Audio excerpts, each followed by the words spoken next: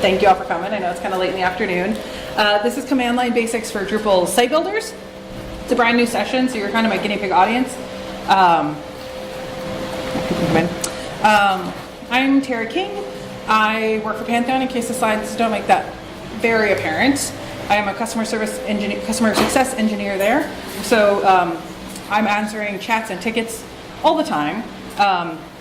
And I'm also on the leadership team of Drupal Diversity and Inclusion, and you can find me all over the internet at sparklingrobots. So feel free to ping me on Twitter, Drupal.org, Drupal Slack, whatever. So in terms of this presentation, this is sort of something I've been wanting to give for a long time, and I have kind of two audiences that I have in mind. One is myself from like 7 years ago, who I started in Drupal as a designer, like a print designer, like not even a digital experiences designer. So I got into it like very much from that direction, and have now become. I was a senior backend developer before joining Pantheon a few months ago, and I think that Drupal has such an interesting and like rich community of site builders that are not often served by technical talks in the community. And for many years, I was too scared to learn the command line because I just didn't really know, and it seemed like a lot of trouble. Like, I know how to update a module. I have to like go download the zip file, and it was a pain. But I thought I don't need to do that dev stuff. But every single time I've learned a command line tool, it has like profoundly improved my experience as a site builder, and then has also allowed me to grow into other skill sets if you ever want to do that. So to Tara of 7 years ago, here we are. And then also at Pantheon, I run into people who are site builders, or sometimes like they work for the accounting department, and somebody has left the company and they like need to find like the password, and then no one knows how to get the password, and the best way is with the command line. And so I work with a lot of folks who are just like very convinced that they can't do this, right? And I'm kind of trying to like break that ice a little bit, help people get some of the very top or I guess support level knowledge needed to start working on the command line. So in terms of who it's actually for, not in my mind, if you're here today, I consider a site builder somebody who's configuring views, installing modules, maybe doing security updates. So if you're generally like entering content and not doing a lot of configuration, this may not be the most appropriate, but like if you want to just learn the command line, come on in. If you're doing coding already, if you're using Git like ever, this is probably too simple. We're talking like super basic. So I will not be hurt if you want to go somewhere else, or if you know someone who's a good fit for it, they can come in late. Today, the kinds of things we're going to cover is things like how to find the terminal. It's not always that obvious. We're going to cover how to navigate files. And then we're going to cover how to get help when you get stuck. I find in computing in general and in technology in general, but like specifically around the command line, there's a lot of like, I'm a wizard. You're going to destroy everything if you touch this like magic thing called the command line. And I don't think that's true, but it means it's like it can be very hard. There's like gatekeeping and a lot of jargon.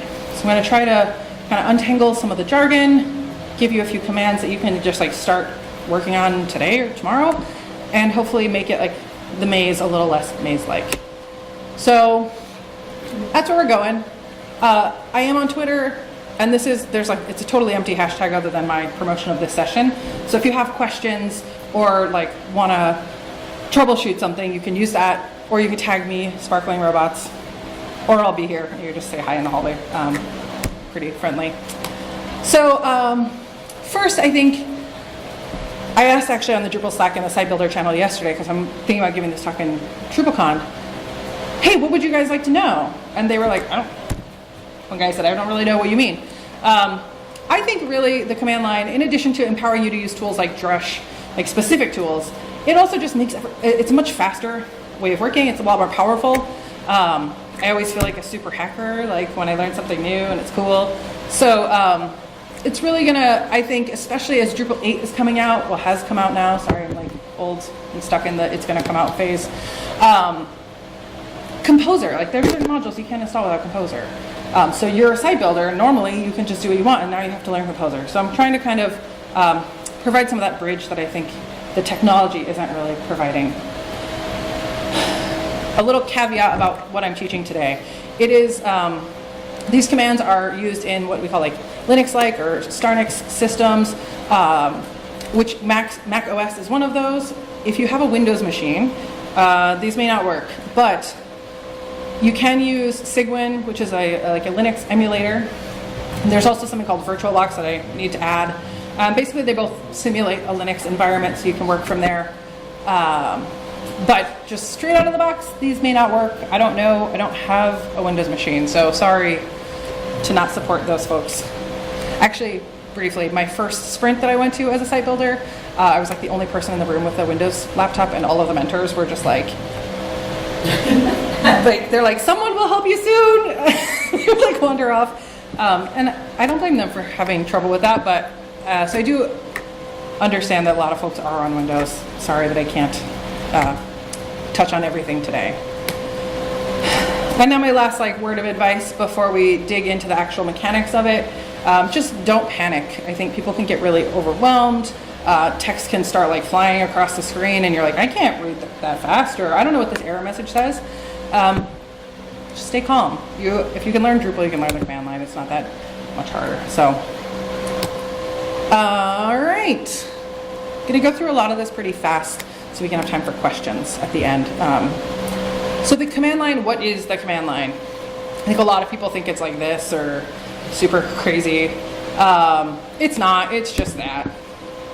It's really boring. It is essentially a blinking cursor into which you can type commands to the computer. That's all it is. Somebody yesterday said there's I guess there's some kind of Raspberry Pi toy that will teach kids to use the command line. And the metaphor they use is that you're like a wizard exploring a castle and you use the commands to enter a new room. And then you use a new command to list what's in the room because it's a dark room. That's all it is. It's not that's way more exciting than what it actually is. One last word of warning. I do feel like people like to say, oh, you know enough to be dangerous or whatever, and blah, blah, blah, you can wreck your whole computer, and that is true. It is true. You can remove a lot of things that you shouldn't remove. I would say the main difference between your MacBook's desktop and the command line is that there's many more fail-safes built into the UI of most computers. If you drag a file into the trash, sometimes it'll say, do you want to do that? And then if you try to empty the trash, it's do you really want to do that? The command line will just be I threw all of your things away for you. I hope you didn't want any of that, because there's also no undo function built into most command line tools. So, not trying to scare you, but don't just type whatever you want. Don't type something to see if it works. If you think you kind of know what it does, maybe, but if you're I have no idea, I would recommend Googling first. There's a pretty enjoyable animated video on YouTube about the time that Pixar deleted Toy Story 2 using RM star, which is a common command. And about 20 seconds later, everything was gone. Spoiler, it obviously was recovered as the movie came out, but it's totally plausible. It happens all the time with experienced devs, so just be a little measure twice, cut once. So that's the overview. The very first thing I wanted to show was how to get to the terminal, and also terminal, console, shell, command line interface. These are all basically synonyms. I'm sure there's some subtle differences, but for your purposes, Googling or talking to folks, they're more or less the same. If there's anyone in here who's a super expert and wants to talk about it afterwards, if I say something very deeply incorrect, please do. But I think for the most part, we'll just kind of simplify things. If you want to try right now, you're welcome to open up for OS X or Ubuntu and I think most Linux systems. It should say terminal, sorry, on the bottom line. And it looks on both systems, that little black console image with the little prompt, that's what it looks like. And you'll open something very similar to what you see here. It may not be black and green, I said it that way because I find it kind of amusing, but it'll look like white. Usually it'll be a white window. So what happens when you open the terminal? You are going to enter a command, right? A lot of times, I remember when I was learning, I would just see these long strings that they'd be copy this into your thing and hit enter. Okay. But I want to walk through kind of the sort of syntax of how this works. The first thing that's going to happen is the prompt, which as you can see here is much longer on mine. It's the name of my computer and my current directory and my user. But here it's just sort of where you are, the file, the folder that you're in. And the prompt will always end with a $sign. And that's kind of the computer's way of saying, I'm ready to hear what you have to say. A lot of times blog posts or things like that, Stack Overflow might include the $sign. I've seen people try to like type the $sign in, but it's not necessary. You can just start typing the command after that. So that's the prompt. Then you have the command itself. So these are also known as like utilities. This one is the one that deleted all of Toy Story 2, RM, it's for removing. There's like if you use Drush, it'll be Drush. If you use different command line tools, it'll be a bit different, but that's sort of a basic Linux utility. So then, the command, often you want to know what you're going to remove, or what artifact in the system should be acted on. So that's called the argument. In this case, it's the file name. So we're going to remove foo.txt. There is this one also exposes the cursor, which is just to tell you where you are on the line. And sometimes you need to specify how you want to remove it. And that's when you bring in the option, which is also known as a flag or a switch. One thing that, this is sort of the short form, which is a single dash and a single letter. You can actually like stack those and say like dash RF would be recursively enforced. So that would remove everything underneath the file you've chosen, like every directory underneath as well. Or you can say dash dash and the word force. It's a lot faster to use the short form, so people will use it when you're looking at blog posts and learning more. You may be like, somebody will be like, okay, tar-xcvf, blah, blah, blah. And you can just paste it, but also you can go and learn what each of those letters actually means and how it's affecting the output. So that's the basic structure. You will see different variations, but for the most part, this is the way that it looks.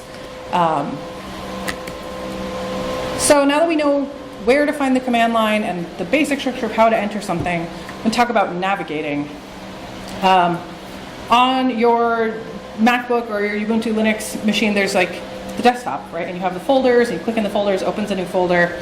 It's the same basic metaphor here, it's just represented textually. So on this example, we have 3 files, a subdirectory with some files inside of it. That's all. The one thing that I think is kind of weird, we're so used to the graphical user interface that automatically displays the files to us. The command line doesn't, but once you get it to show, you can use like command like tree. That'll show you the folders below. There are also some conventions in navigation that I have no idea, like I don't know where they came from or why they are the way they are, but they're super useful to know. Dot, which is just a single period, refers to the current directory that you're in right now. If you see on this tree page, actually at the very top there, it almost looks like a glitch. There's a period above hi.txt below my name. And that's actually just saying, I'm giving you the tree of your current directory. If you needed to go up a directory from there or do anything above, then you're going to use dot dot, which is the parent directory. Again, these are just sort of shorthand.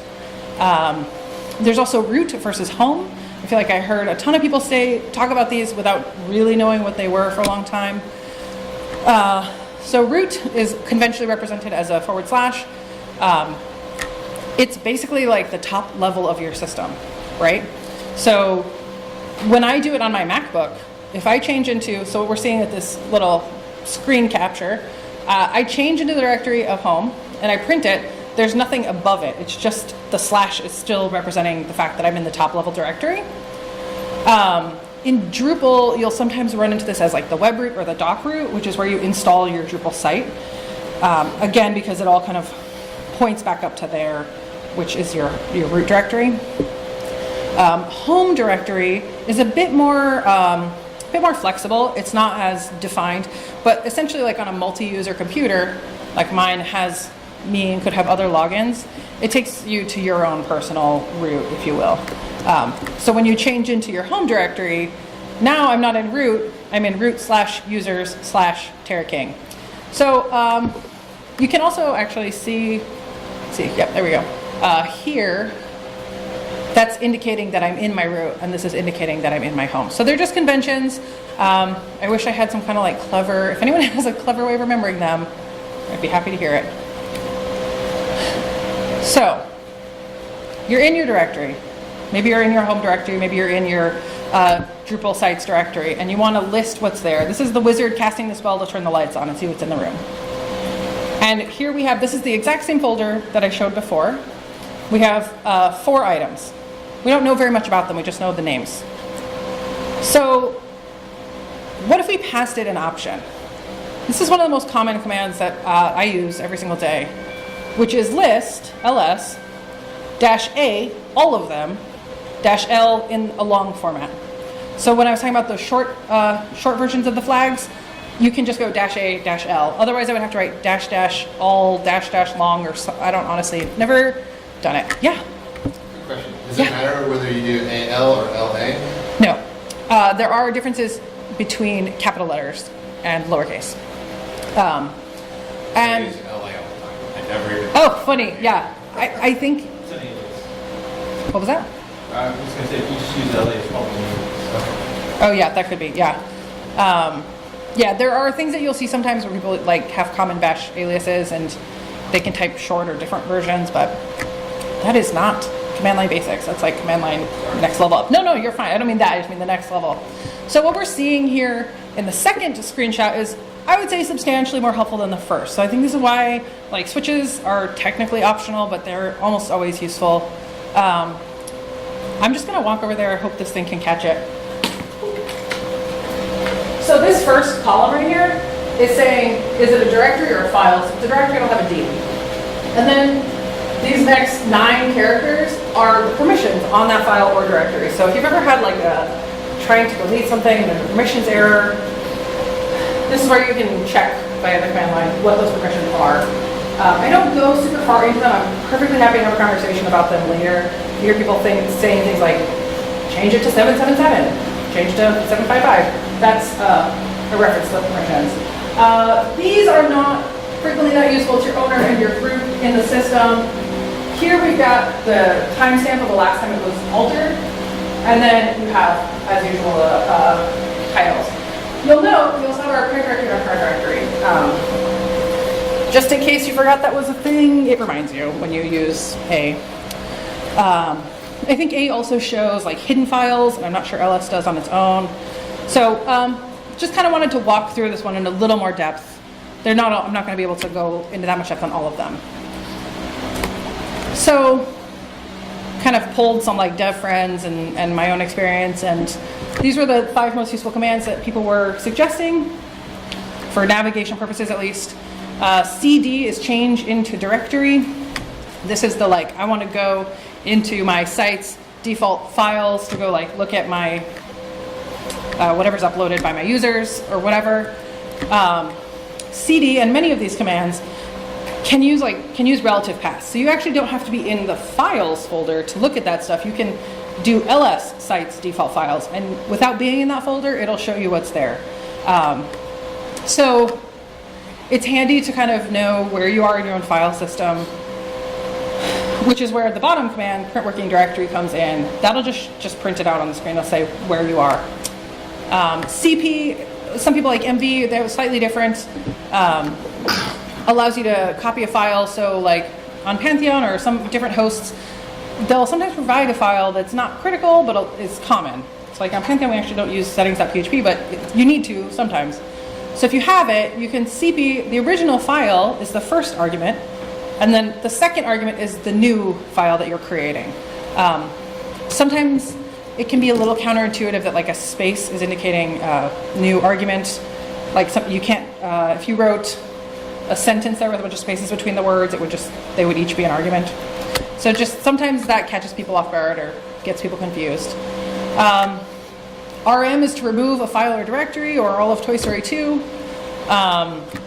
MKDIR is to make a directory. So if you're making like a new theme or you want to make a file for a folder for some reason, that one's pretty useful. And then, like I said, PWD, current working directory. I feel like especially in theming, there can be like so many template folders. I get kind of lost sometimes. It's useful to be able to say, oh, I'm totally in the wrong place and making the wrong changes. So sorry to rush through them, but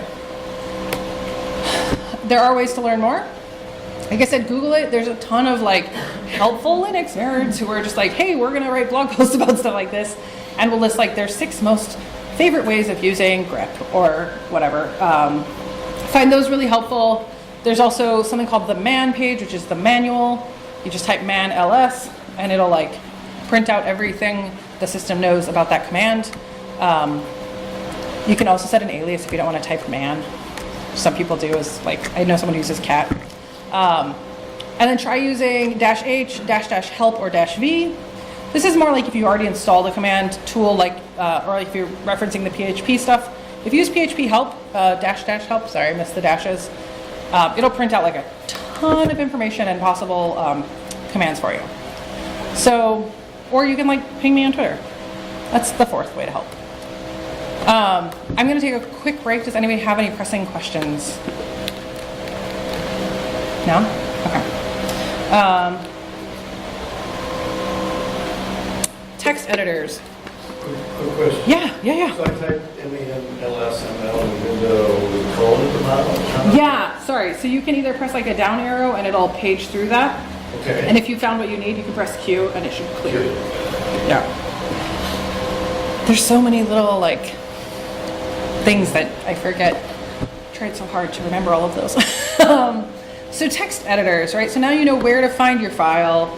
You know how to manipulate it with the command line. But what if you actually want to open it up, like a PHP file or HTML file, Twig file? You might want to use a text editor.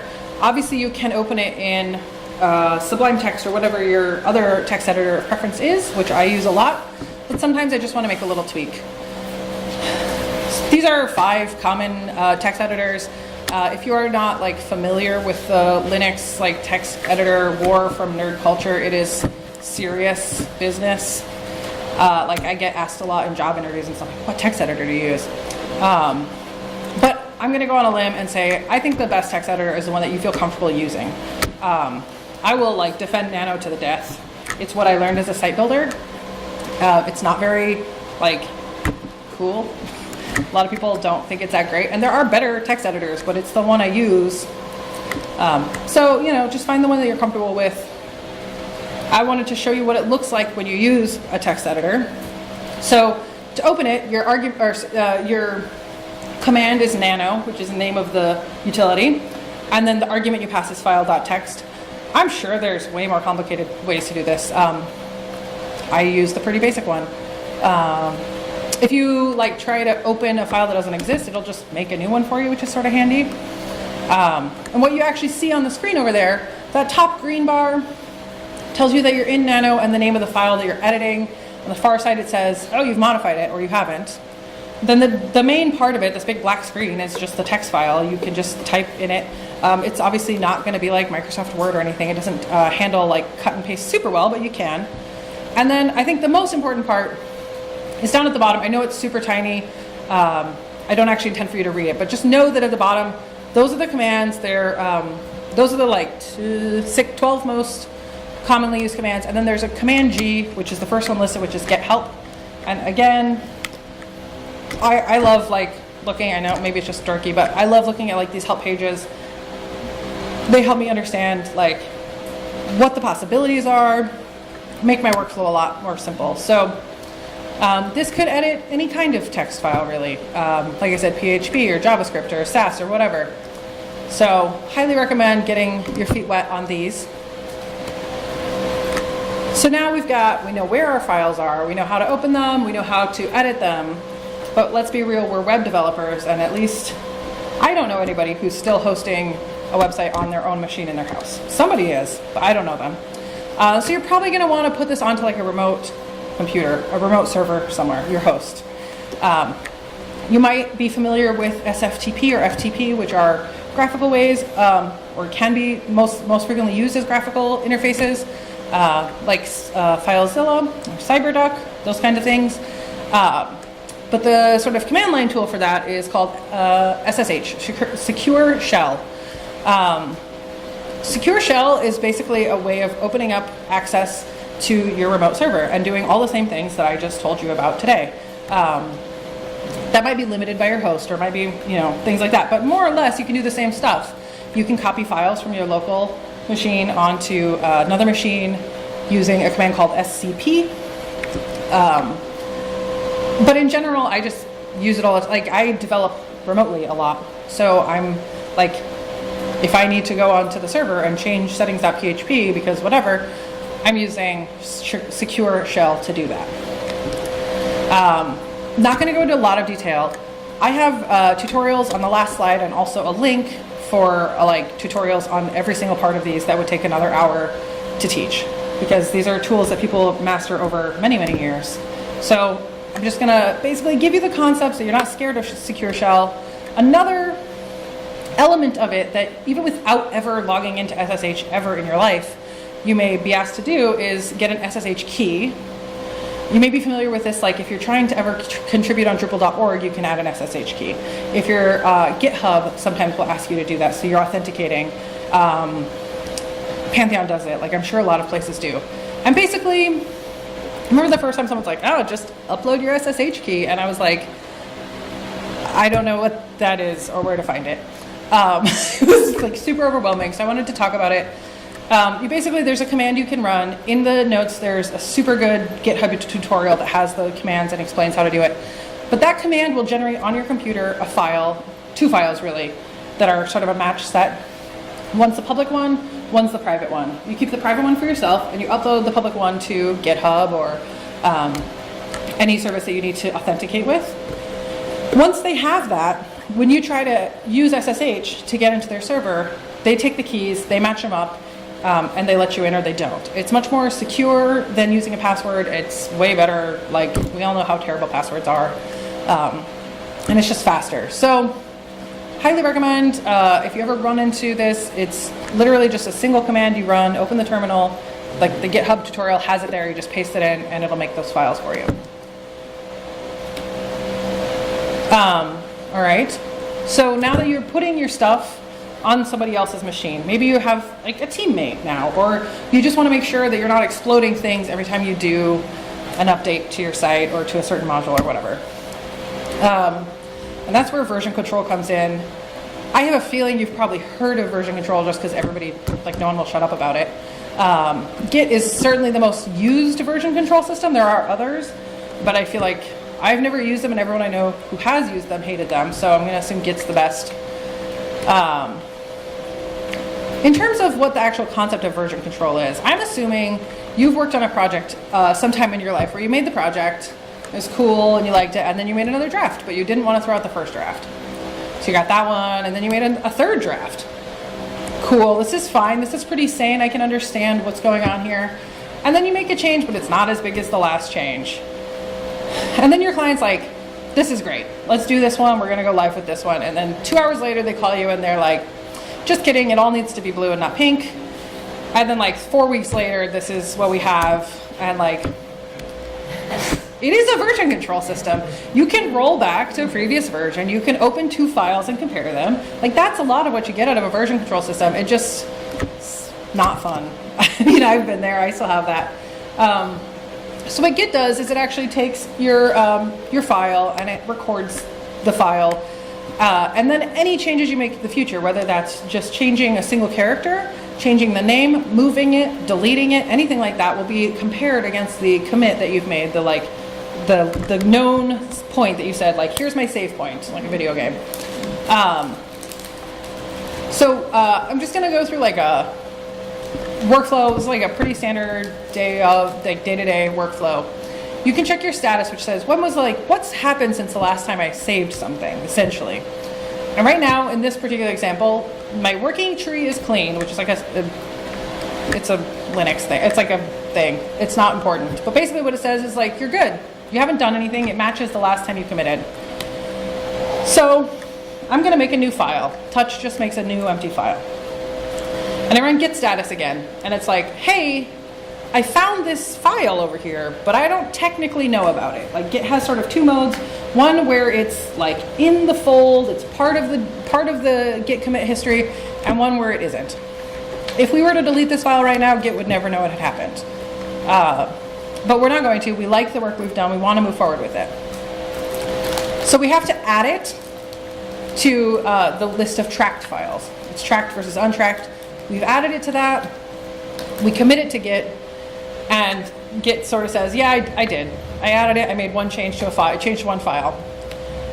And then the next time, you can check your Git log, and then sorry, it doesn't quite, it got cut off a little bit, but that's the commit I just made. They have these really long strings of characters. So it's just basically a way of saying, I don't like what I did today, I want to roll back, or I want to roll back 3 weeks. It saves so much fear as a site builder, like even if you never actually touch a line of code, if you're just like moving files in and out when you update like a module, the fear that that's going to break everything is so much reduced by using Git. I absolutely recommend Git for any single person. Like you can be one person working on one site and not touching code like in a command line sense, and I still think it's a great idea, which is why I recommend you go to the session tomorrow. I mean, Git can take a long time. This is a really good session. It's a fellow Pantheon employee who's given it several times. It's worth it. Like, I'll just say that. And I think I tried like 4 different times to learn Git. I went to so many sessions and like never really got it. And then when I finally got it, I don't know how I lived without it. So, yeah. All right. Everything we've learned to this point is totally Drupal agnostic. It's just how you would use any system like this. Drush is the first tool that we're looking at that's really Drupal specific. It's one of the most like famous Drupal specific tools. And all Drush is a command line shell for Drupal. So in the way that you're able to talk to the computer using the command line, Drush is allowing you to like talk to Drupal more or less. So there are things that Drupal does that like a normal, like, I don't know, just file structure isn't going to cache clear what. Like you have to have a Drupal site running, but this lets you hook into that.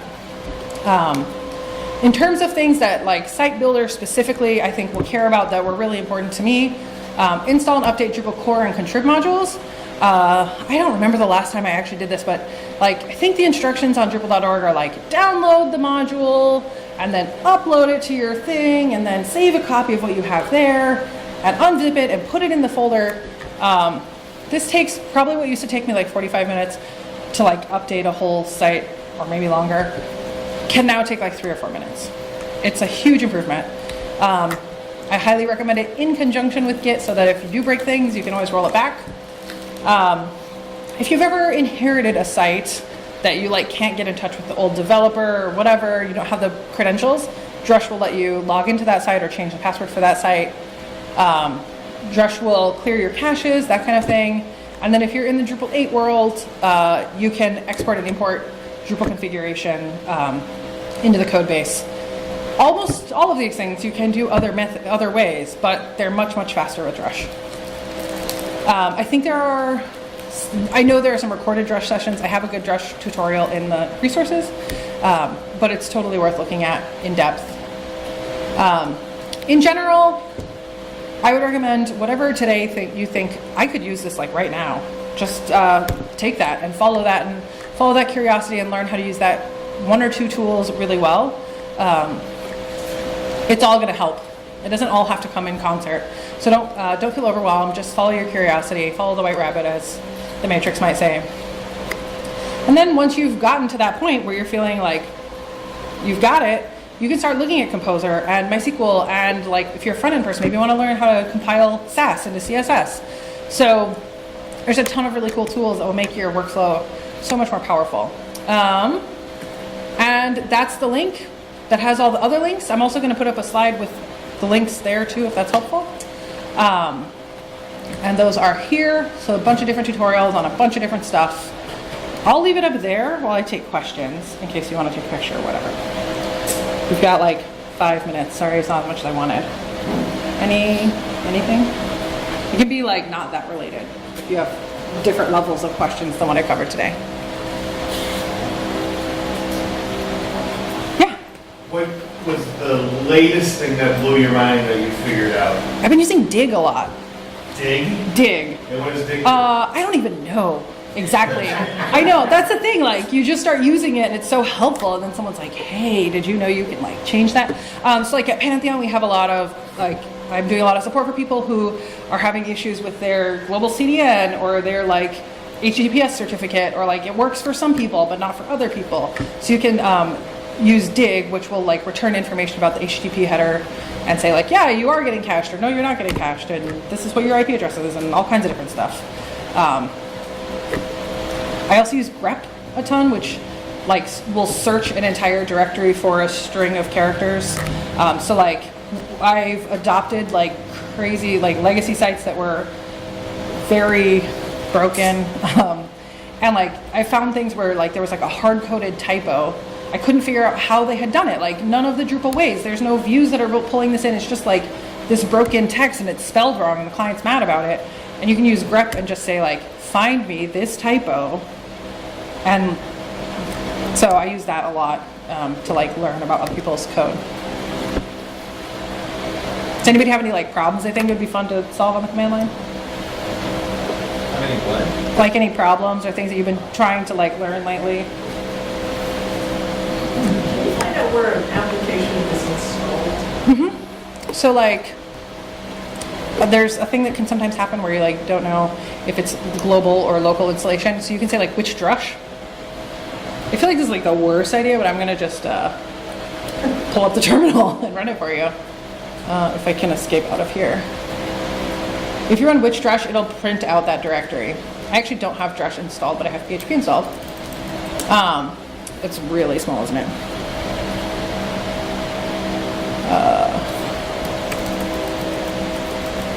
So which PHP says it's the one that the system is currently aware of is using root user bin PHP. So if you have multiple installs, It'll tell you which one's active. I've totally had that issue where I needed like 2 different versions of PHP, and I don't recall the solution, but I would totally help you Google it if you wanted. But yeah, that's a good one. I can run like PHP help. Bam, so much information about all of the things you can use with PHP. So, super helpful stuff. Anything else? We got like one more question. No? Cool, thank you so much. I hope that any of this is useful, but I hope a lot of it was. And if you have questions or feedback, like hit me up, I'll be here till tomorrow. So, thank you.